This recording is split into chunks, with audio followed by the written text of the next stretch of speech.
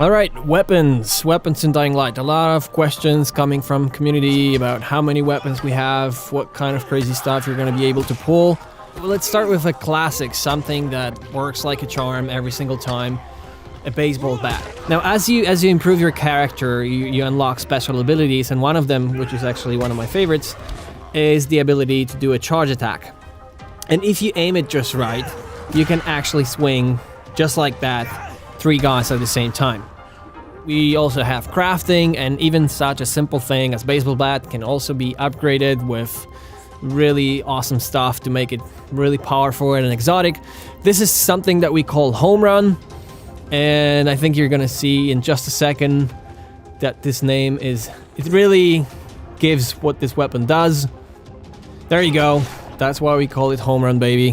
What Home Run Blueprint does, it gives this extra spark of electricity to your baseball bat. So once you get enough of crafting parts, you can put them all together and create this very effective mod that uses very high electricity to, well, actually send them flying right into the air.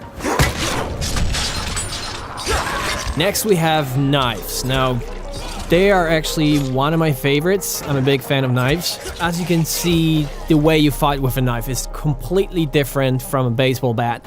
The knives are very light, they're very fast, so they don't deliver as much damage on a single hit, but then you can deliver a lot of hits in a very short time.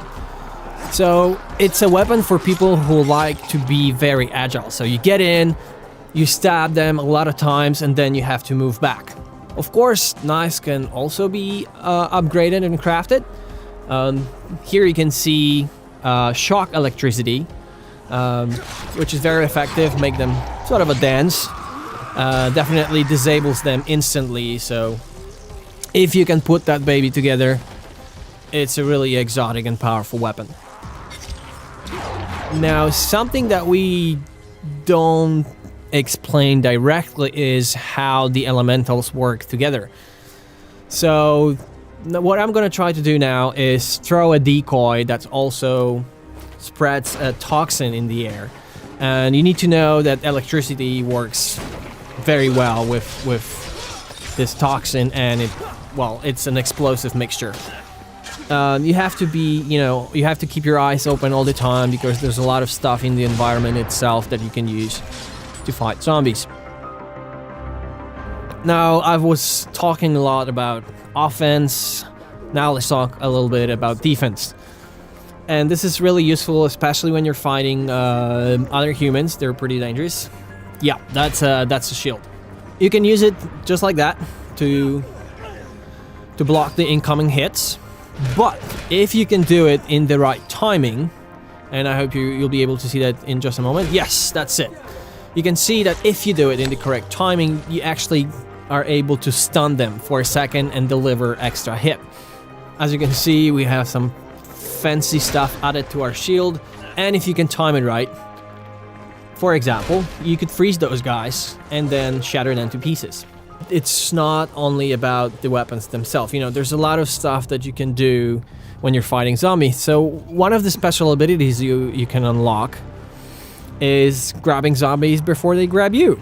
And if you can use your environment, if you like fighting on heights or just throwing them around, let's get down there. But anyway, that's another special ability that you can unlock, Death from Above.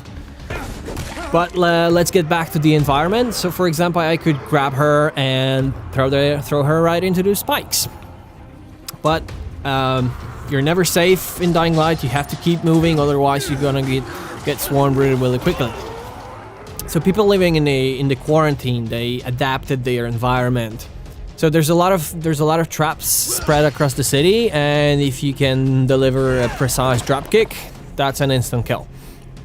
Now you always have to keep your eyes open because you never know when something useful might be around. So for example, this barrel with oil, it's just enough to throw a firecracker, lure them in, explode the barrel, set them on fire. As the game progresses, players gonna get access to more sophisticated traps. This is something that we designed from the start. It's something that we thought that players will be using when they're being chased by night, something that they will allow them to break the chase and escape. But as we played through the game, we noticed that you can also use the traps offensively. So getting to a car and arming it, and then, you can use it during the day offensively. Lure the zombies in and kill them. It's totally up to you. Dying Light is a sandbox experience. So we give you the toys, but it's totally up to you how you want to play this game.